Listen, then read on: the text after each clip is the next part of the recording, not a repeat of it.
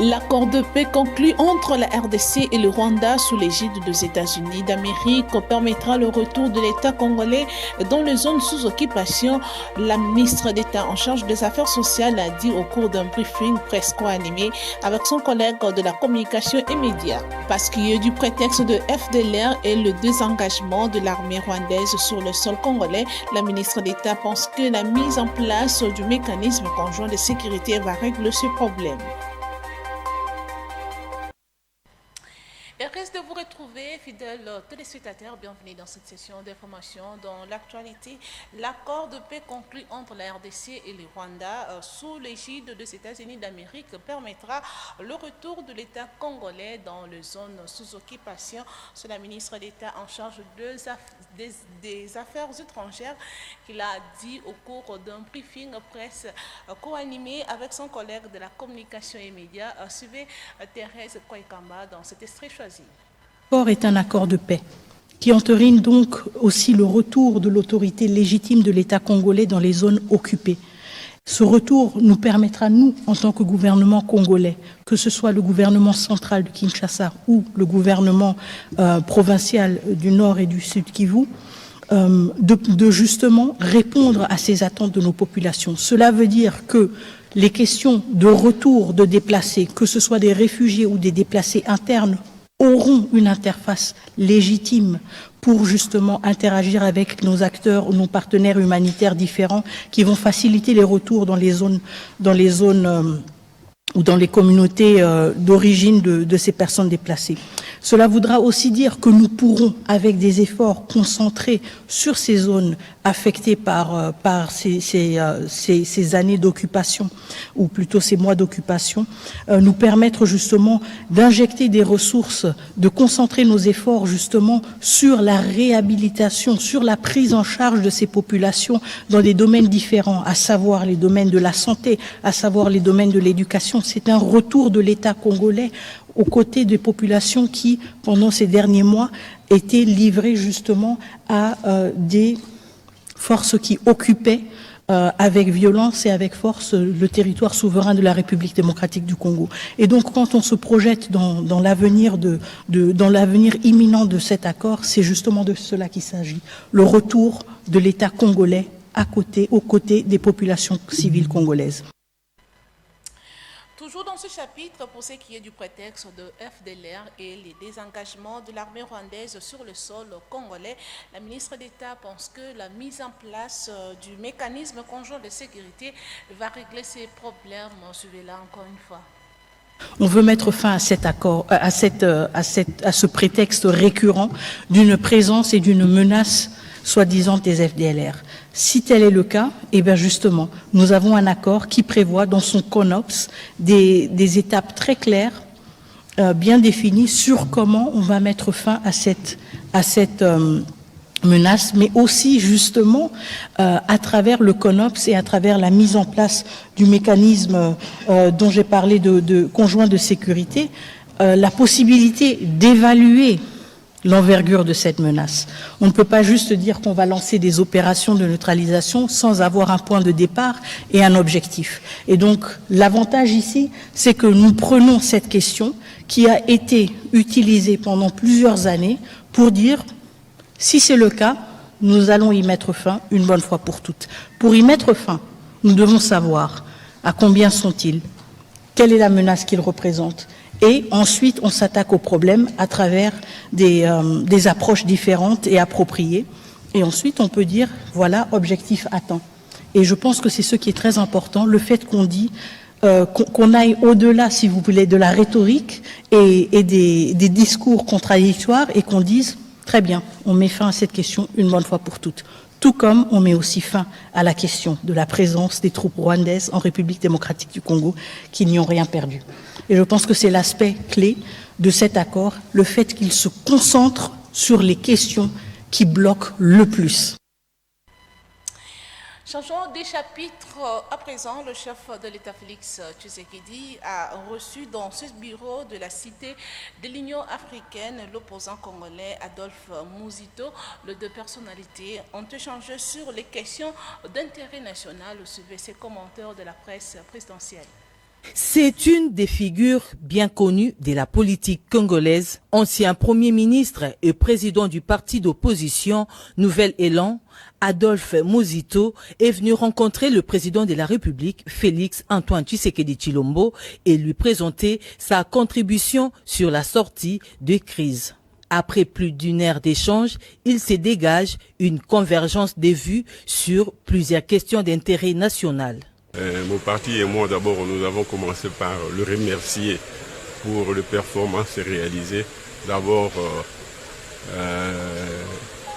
de manière générale, on le critiquait, on disait des lui qui se promenaient beaucoup à travers le pays, plutôt à travers les pays étrangers, etc. Mais aujourd'hui, les résultats sont là, à savoir qu'il a réussi avec la communauté internationale d'obtenir que le Rwanda soit compris comme un pays qui agresse la République démocratique du Congo en utilisant des sous-fifres, c'est-à-dire des rebelles qu'il crée sur le terrain. Et donc les États-Unis ont obtenu finalement, sous son égide, la signature d'un accord qui désormais permet que les Rwandais puissent se retirer de notre pays ainsi que les rebelles qui nous ont fabriqués. Ce qui hier était pillé par le Rwanda comme tout simplement un sous-traitant, désormais le Congo va l'exploiter ensemble avec le pays du monde, tous les pays du monde et principalement les États-Unis qui est le chef de file de cette initiative-là. Quant à l'accord de paix signé vendredi 27 juin dernier, le leader du parti Nouvel Élan responsabilise les gouvernements à apporter plus d'éclairage à la population pour faire taire les spéculations. Il est normal que l'accord soit l'objet des critiques de la part des citoyens. Il faudra de plus en plus que le gouvernement l'explique davantage. Mais s'il y a des faiblesses qui s'avèrent, des vraies faiblesses, nous allons amender.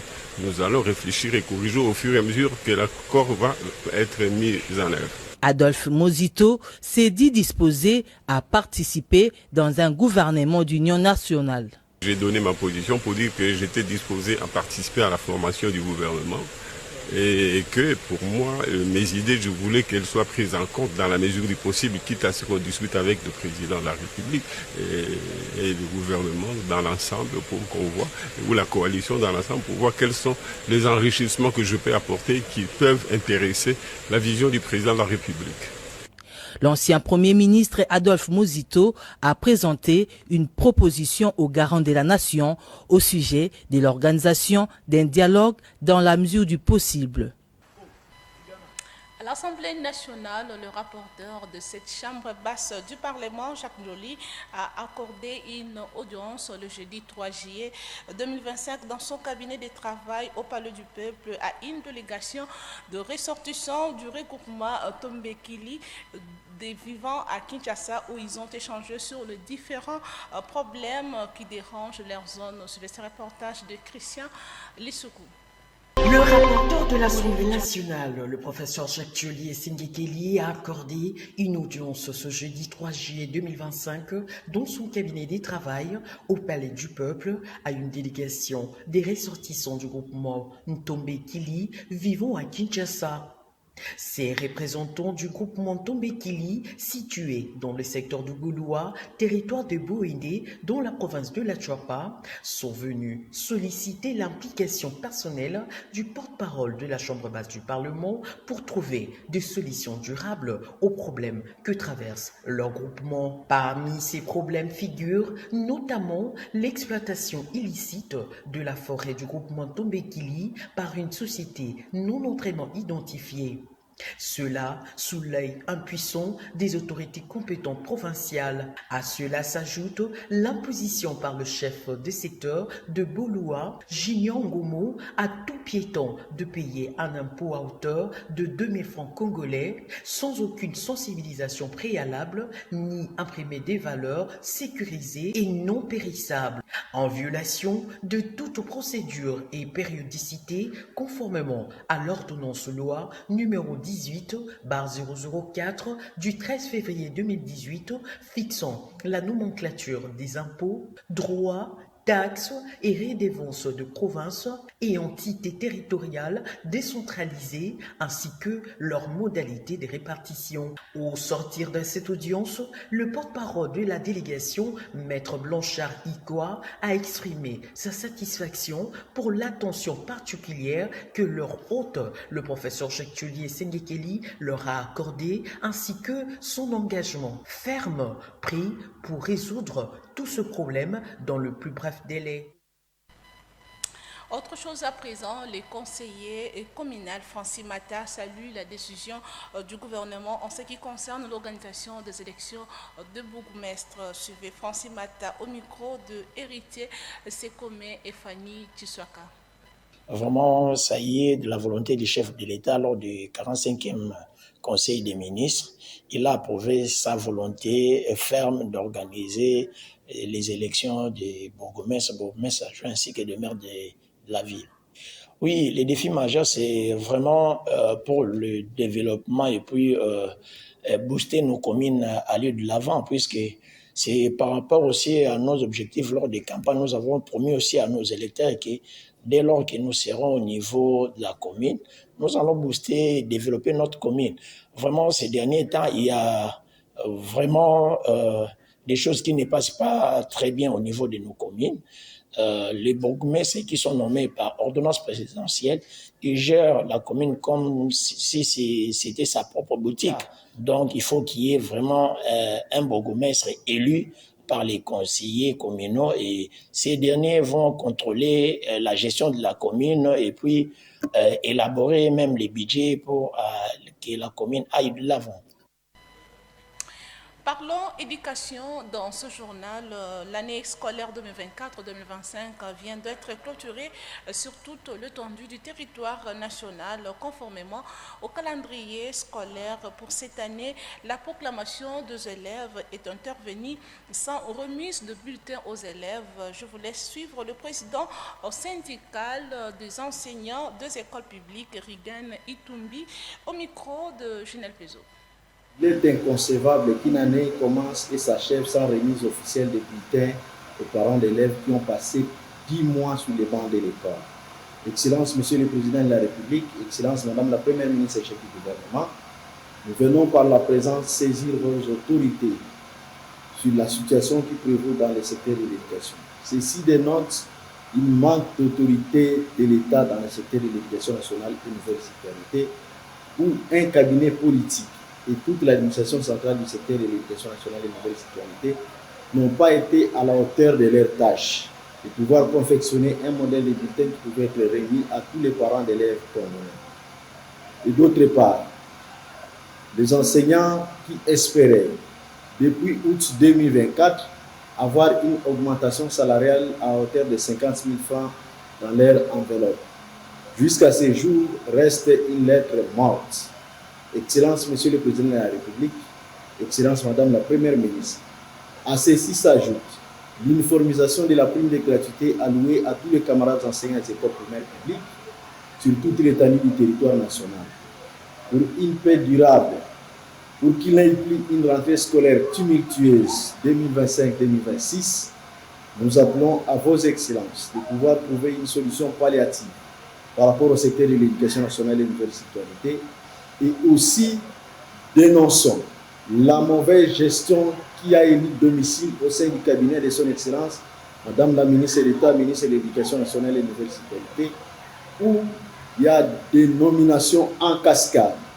Il y a des notifications qui sortent ça et là, et la ministre d'État, ministre de l'Éducation nationale et de nouvelle citoyenneté, a été saisie par l'intersyndical de l'Éducation nationale, mais jusqu'à ce jour, sans solution. Et avant de boucler ces journaux plutôt, il y a un élément, le commissaire provincial de la police ville de Kinshasa, le commissaire divisionnaire Israël Kantou Bakoulou a assisté le jeudi 3 juillet au commissariat urbain de la Tchangou à la présentation de colonnes arrêtées le mercredi dernier, juste après son parade de réarmement de morale pour la poursuite de l'opération Dobo 2 tenue dans l'après-midi au stade de Martyrs. Suivez cet élément de Delphin Tundula. Cette présentation fait suite à sa visite effectuée au commissariat urbain de la Tchangou dans la nuit du mercredi dernier.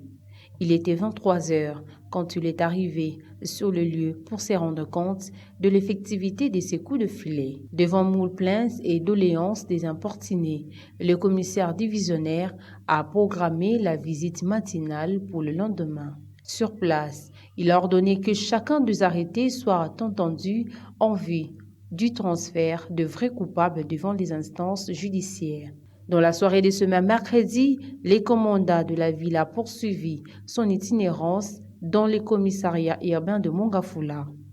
Là aussi, l'opération Dobo a porté ses fruits avec ce nombreux Kuluna arrêtés dans la commune de Mongafula, Selembao et Ngaba. Avant cette présentation, le général, en s'adressant à la population de ce coin, a appelé à la collaboration avec la police afin de mettre hors d'état de nuire tous ceux qui insécurisent les communes de ces commissariats urbains.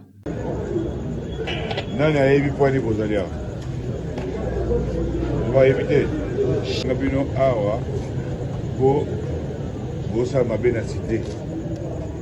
Population à l'accès que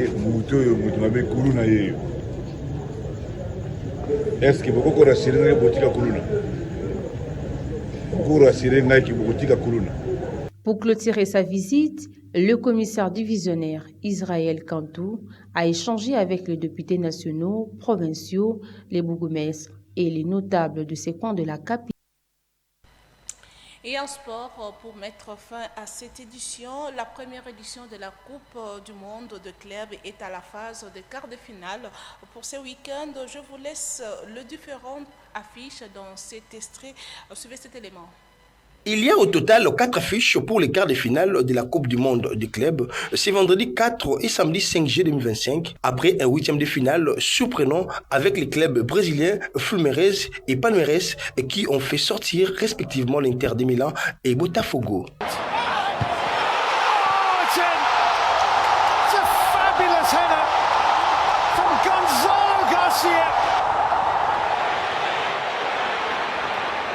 Inside Locatelli and the overhead kick.